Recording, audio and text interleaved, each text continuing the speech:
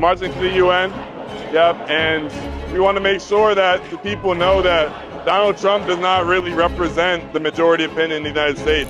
I would like to reiterate again Indonesia's complete support for the two-state solution in Palestine. Pak, beda tidak sih Pak pidato di UN dengan yang lain? Kan Bapak pidato tempat internasional sudah sangat sering, tapi UN ada arti beda nggak buat Bapak? Ya, saya kira lebih banyak yang mau memperhatikan ya. Ya. Banyak negara memperhatikan. Jadi ya ternyata banyak tiap ucapan kita dianalisa begitu. Hello, Prime Minister. Hi. Thank you so much for How you taking the going? time. Prime Minister, on another matter also extremely important, Australia has just formally recognized the state of Palestine. Why was now the right moment, and what message do you want this to send?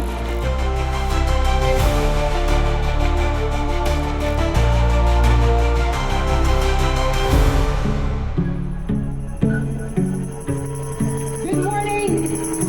We gather in the streets today as world leaders convene at the UN General Assembly. Rest assured, Netanyahu, everywhere you go, Tangkap Benyamin Netanyahu. everywhere you go, you will be isolated. Teriakan itu lantang menggema di antara bendera Palestina yang berkibar dan pesan-pesan lainnya. We are here to demand the arrest of Netanyahu. The arrest of Ini bukan aksi pertama.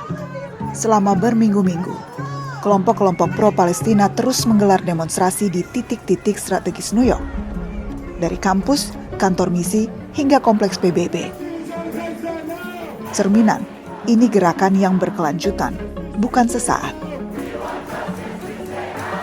Namun Jumat 26 September 2025, ribuan warga dari Times Square berarak menuju markas besar PBB dengan dorongan lebih kuat.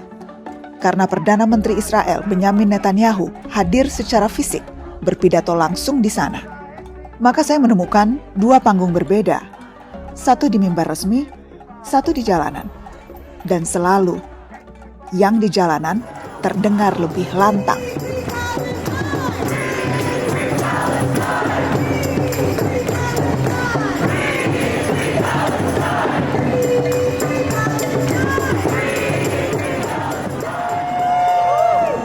Where more and more people are waking up every day and seeing Israel for what it is, seeing this genocide for what it is. March to the UN. We're marching to the UN, yep, and we want to make sure that the people know that Donald Trump does not really represent the majority opinion in the United States. So who organizes this march? So this is a coalition called Shut It Down for Palestine. So there are many organizations involved, the Palestinian Youth Movement, the Answer Coalition. I'm an organizer with the Party for Socialism and Liberation, but there's many organizations that are local and national all across the country that are coming together to demand the U.S. government stop supporting this genocide. How long has the demonstration been going on? We've been organizing for Palestine for years, even before 2023, but this coalition came together in October 2023, basically at the onset of this genocide, and we've been in the streets, at our workplaces, on our campuses, everywhere we can, speaking out against the U.S. support, because we know that this ultimately couldn't happen without U.S. tax dollars going and funding the Israeli military. Have you seen the support growing, or how big is the support now, you think? The support has definitely been growing. I've been an activist for a while, and even in the past 2 years, we've seen that completely transform, where I'd say it's a majority position in the United States now to understand that what Israel is doing is completely inhumane, and that the Palestinian people deserve to have the right to life and self-determination, and anywhere you go in the United States, people understand that now, which is great to see. And you're still going to keep doing this? Keep doing this, yes, every day from 12 to 6, and other activities happen here. You see? Look, you should film the ground. Yes. Um, we will. So they closed the gates for us, but we were here yesterday and the day before. Kalau bisa dilihat di depan sana, ribuan demonstran yang tadi march atau berjalan dari Times Square saat ini sudah sampai persis di depan markas PBB. Memang hanya sejauh itu yang mereka bisa berdiri, dipisahkan oleh jalanan begitu ya, karena memang pengamanannya sangat ketat. That's as far as they can go. Tapi suara-suaranya terdengar nyaring, kencang.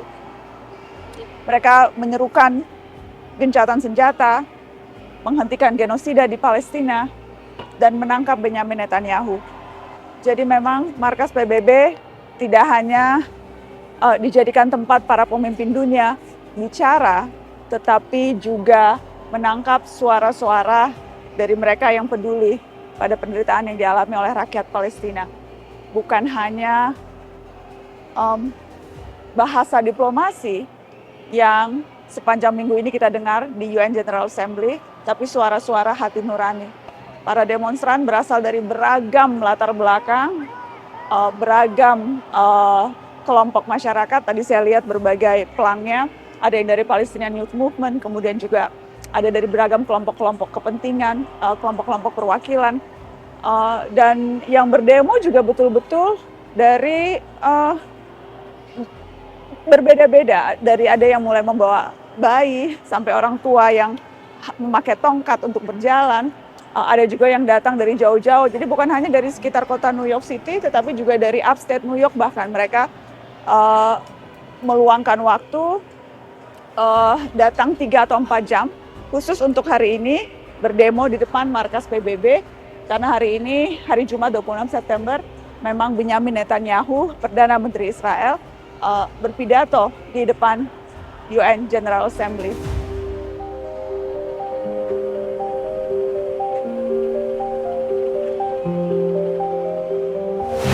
Tibanya Netanyahu di PBB diawali drama di udara.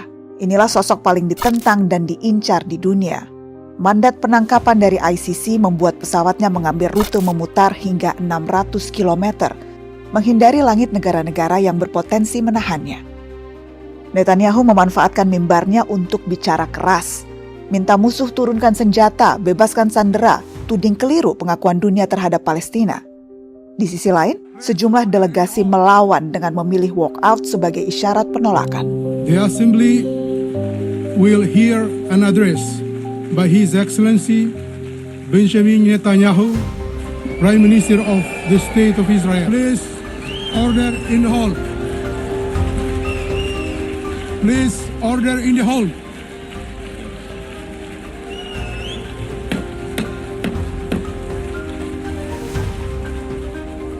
Lay down your arms. Let my people go. Free the hostages. All of them. The whole 48. Free the hostages now.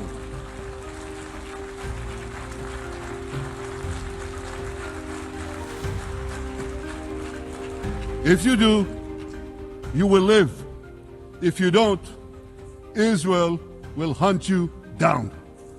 This week, the leaders of France, Britain, Australia, Canada, and other countries unconditionally recognized a Palestinian state. You know what message the leaders who recognize a Palestinian state this week sent to the Palestinians? It's a very clear message. Murdering Jews pays off. Di bagian lain, Netanyahu menyebut nama Presiden Prabowo Subianto. Ia memberi sorotan khusus pada sikap Indonesia di forum PBB. And I took note, as I'm sure you did too, of the encouraging words spoken here by the President of Indonesia. This is the country with the largest Muslim population of all nations. And it's also a sign of what could come. Inilah pidato Prabowo di sidang umum PBB. Ia terang menyatakan dukungan pada solusi dua negara, menuntut kemerdekaan Palestina, sembari juga menawarkan jaminan keamanan bagi Israel. To close, I would like to reiterate again Indonesia's complete support for the two-state solution in Palestine. We must have an independent Palestine, but we must also recognize, we must also respect, and we must also guarantee the safety and security of Israel. Only then we can have real peace and no longer hate and no longer suspicion. The only solution is this two-state solution. Two descendants of Abraham must live in reconciliation, peace, and harmony. Arabs, Jews, Muslims, Christians, Hindus, Buddhists, all religions, we must live as one human family. Indonesia is committed to being part of making this vision a reality. Is this a dream? Maybe, but this is the beautiful dream that we must work together towards. Ya, alhamdulillah saya menggunakan panggung itu untuk menyampaikan sikap kita, sikap Indonesia, terutama mendorong penyelesaian konflik di semua tempat. Tapi yang paling utama bagi kita tentunya kita sangat merasa jeritan penderitaan rakyat Gaza. Kita dianggap realistis, kita dianggap seimbang. Saya juga terang-terangan mengatakan perdamaian hanya bisa datang kalau semua orang mengakui, menghormati dan menjamin keamanannya Israel. Israel pun harus dijamin keamanannya, baru kita bisa dapat perdamaian. Hai Bapak, gimana tadi Pak? Lancar Pak? Baik, bagus. Alhamdulillah. Pak, beda tidak sih Pak pidato di UN dengan yang lain? Kan Bapak pidato tempat internasional sudah sangat sering, tapi UN ada arti beda nggak buat Bapak? Ya, saya kira lebih banyak yang mau memperhatikan ya. Ya. Banyak negara memperhatikan. Jadi ya ternyata tiap ucapan kita dianalisa begitu. Setiap detailnya Pak. Betul, setiap kata diperhatikan dan dianalisa. Sorotan menyerbu pidato perdana Presiden Prabowo karena untuk pertama kalinya, pemimpin tertinggi Indonesia menyatakan kemungkinan membuka hubungan dengan Israel sebagai syarat merdekanya Palestina. Di tanah air, reaksi publik keras dan terbelah. Prabowo dinilai melemahkan ketegasan dan sejarah solidaritas antar negara pro-Palestina yang sudah lama dijaga. Di sisi lain, ada juga yang melihat langkah ini sebagai manuver diplomasi yang berangkat dari realitas global dan upaya menempatkan posisi Jakarta secara lebih strategis di panggung dunia.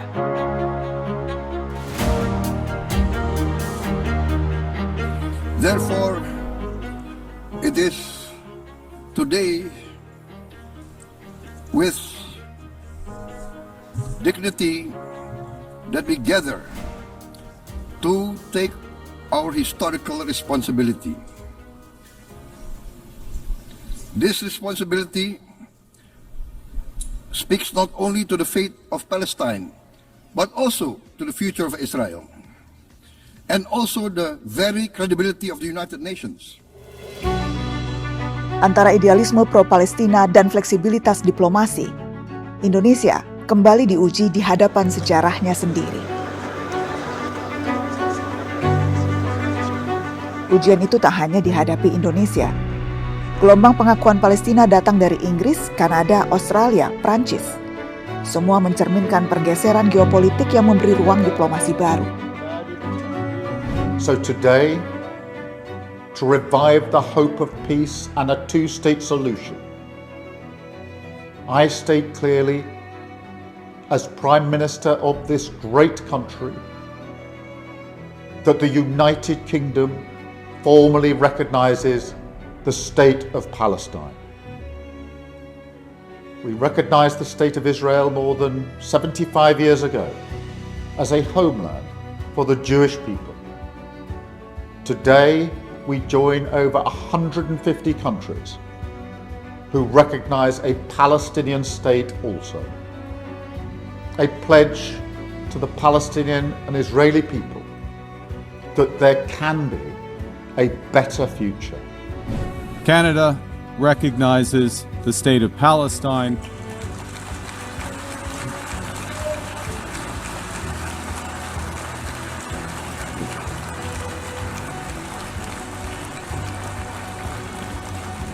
And we offer our full partnership in building the promise of a peaceful future for both the State of Palestine and the State of Israel. Je déclare que la France reconnaît aujourd'hui l'État de Palestine.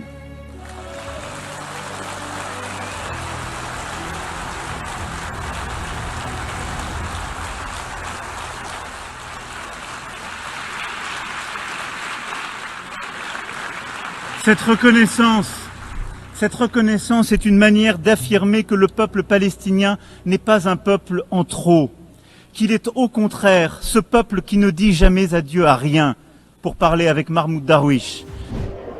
Hello, Prime Minister. Hi. Thank you so much for How taking you the time going? in this I'm sorry we didn't get to see each other in Jakarta. Thank you so much. Eksklusif kepada Mata Najwa, Perdana Menteri Australia Anthony Albanese menjelaskan alasan negaranya mengakui Palestina. Dan kenapa saatnya dunia harus mendorong solusi dua negara.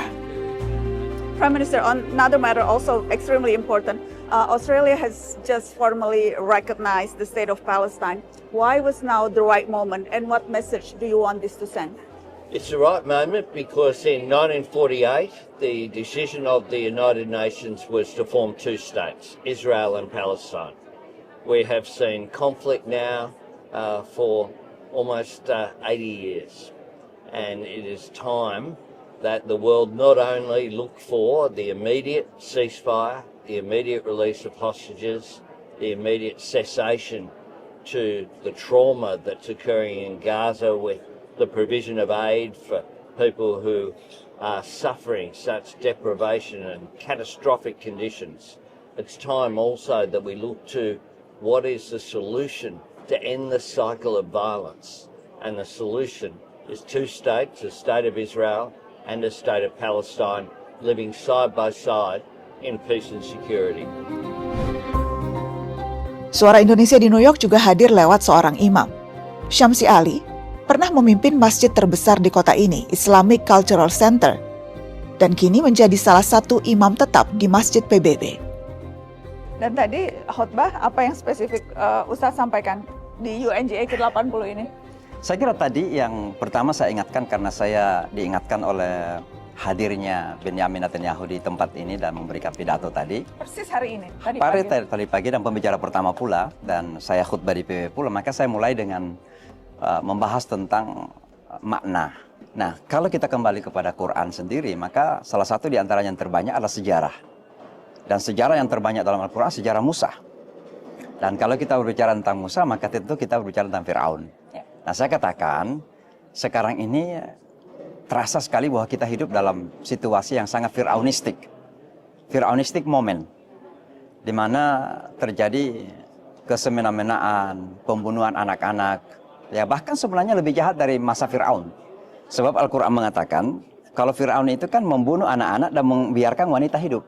Yudzabbihuna abna'akum wa yastahyuna nisa'akum. Sekarang ini Fir'aun abad 21 bukan hanya membunuh anak-anak, membunuh wanita juga, orang tua juga, bahkan sipil yang tidak berdosa gitu. Berarti lebih jahat sebenarnya. Tapi kemudian saya memberikan challenge kepada hadirin yang ada beberapa duta besar termasuk Saudi tadi ada di situ. The challenge right now is who is going to be the Musa of our time? Kalau ada Fir'aun harusnya ada Musa. Tapi siapa yang berani menjadi Musa masa kita? Itu satu poin yang saya sampaikan. Jadi siapa yang berani jadi Musa? Yang pasti ada satu penguasa yang berulang kali mengklaim diri sebagai juru damai atas berbagai konflik dunia. Menghabiskan durasi terpanjang dibanding pemimpin lainnya di mimbar sidang umum. Ia justru melempar kritik keras terhadap PBB. What is the purpose of the United Nations? The UN has such tremendous potential. I've always said it. It has such tremendous potential, but it's not even coming close to living up to that potential. Everyone says that I should get the Nobel Peace Prize for each one of these achievements. But for me, the real prize will be the sons and daughters who live to grow up with their mothers and fathers, because millions of people are no longer being killed in endless and unglorious wars. It's too bad that I had to do these things instead of the United Nations doing them. And sadly, in all cases, the United Nations did not even try to help in any of them. Beberapa hari setelah pidatonya, Trump menjumpai Netanyahu di Gedung Putih. Ia mengajukan 20 poin rencana perdamaian Gaza. Gencatan senjata, pembebasan sandera, hingga pemerintahan teknokrat Palestina di bawah Komite Internasional tanpa pelibatan Hamas. Sebagaimana langkah-langkah Trump sebelumnya, rencana ini disambut banyak kritik, dianggap menguntungkan Israel, minim representasi rakyat Palestina, dan lemah jaminan HAM. Francesca Albanese, pelapor khusus PBB, lugas menyebut rencana itu ilegal, tidak bermoral, dan sembrono. Dalam konferensi pers bersama Netanyahu di Gedung Putih, Donald Trump juga menyampaikan perhatian khusus pada Presiden Prabowo. President of Indonesia, somebody who's an amazing leader. Prabowo, he is an amazing leader and respected by everybody. He was in the room with us. We were together with most of these people that I'm mentioning. Others were by phone or the next day.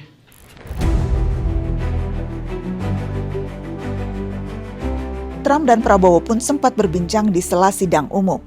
Prabowo menyebut pertemuan itu menumbuhkan optimisme terobosan besar bagi perdamaian dari upaya bersama Indonesia dan Amerika Serikat.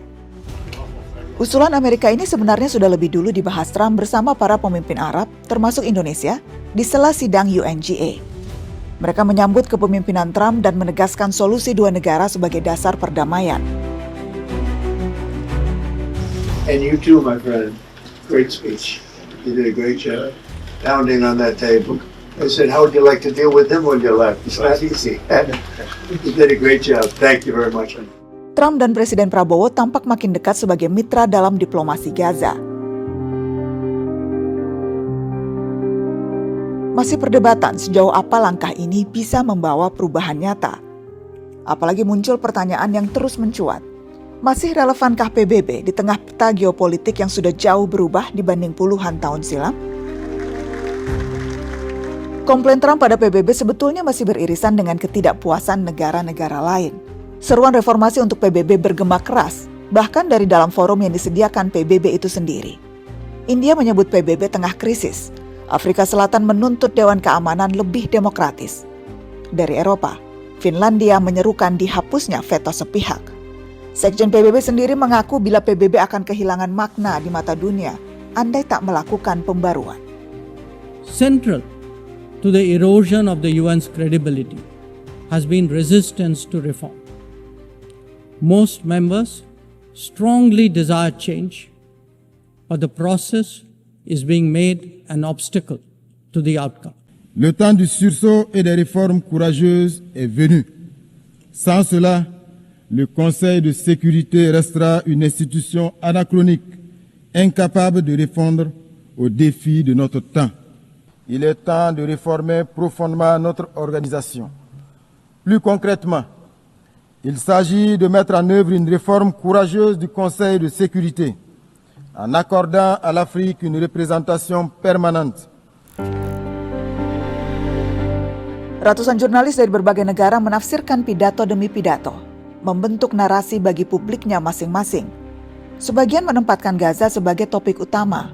Bagi yang lain, isu iklim, ekonomi, dan demokrasi tak kalah penting. Namun di balik semua itu, tetap nyata adanya kekecewaan terhadap peran PBB. United Nations, they should take a very, very serious action if anything happen anywhere in the world. Otherwise, this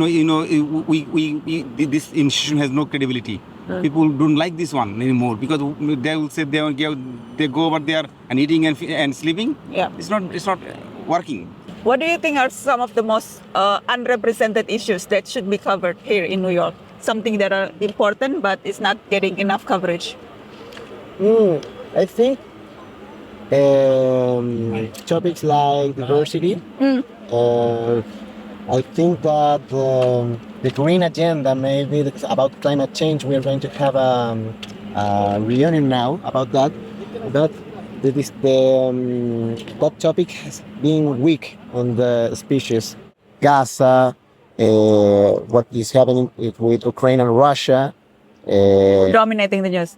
That's right, the agenda.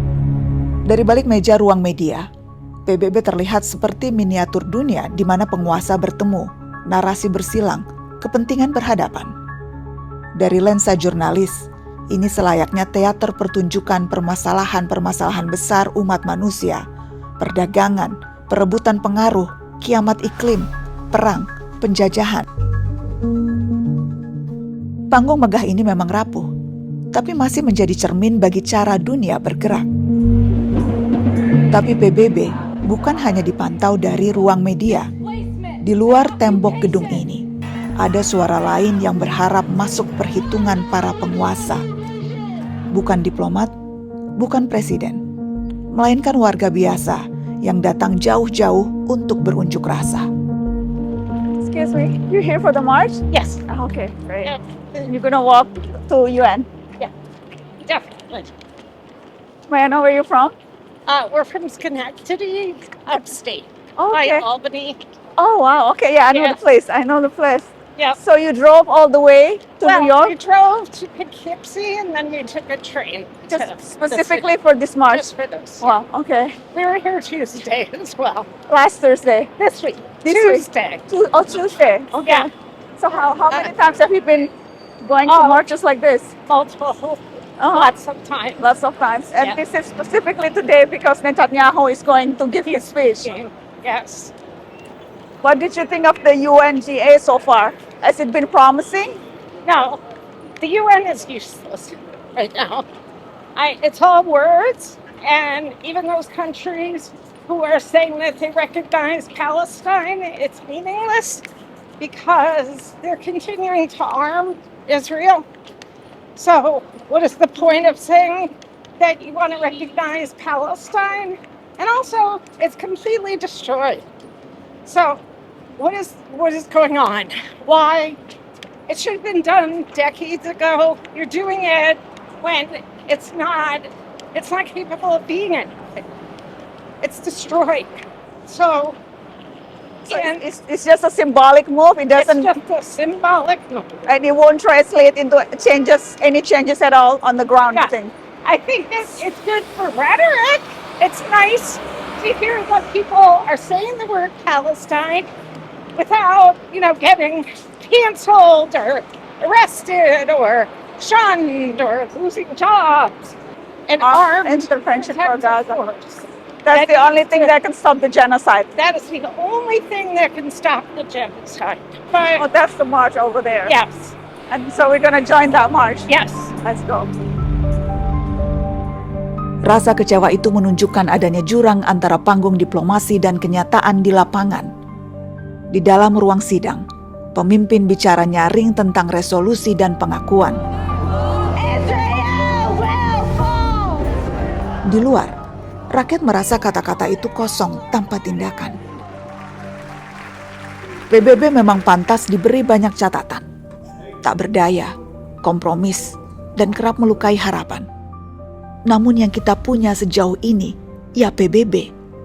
Tempat musuh bebuyutan rela hadir dan duduk sejajar. Tempat negara kecil menegur negara adidaya. Trump no solo deja que caigan misiles contra los jóvenes en el Caribe. No solo encarcela y encadena migrantes, sino que permite que lancen misiles contra niños, jóvenes, mujeres y viejos en Gaza.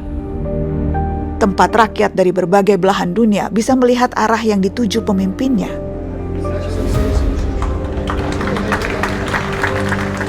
Di panggung ini pula, Indonesia mencari peran, menapaki jalur diplomasi baru yang penuh konsekuensi. We are all hopeful that the leaders of the world will show great statesmanship, great wisdom, restraint, humility, overcome hate, overcome suspicion. Zaman berubah. PBB harus berbenah. Karena di forum ini dipertaruhkan setiap nasib bangsa yang tertindas. Seperti Palestina yang terus diperdebatkan takdirnya. Kadang dibela mati-matian, kadang ditinggalkan, tapi tak pernah benar-benar hilang dari agenda.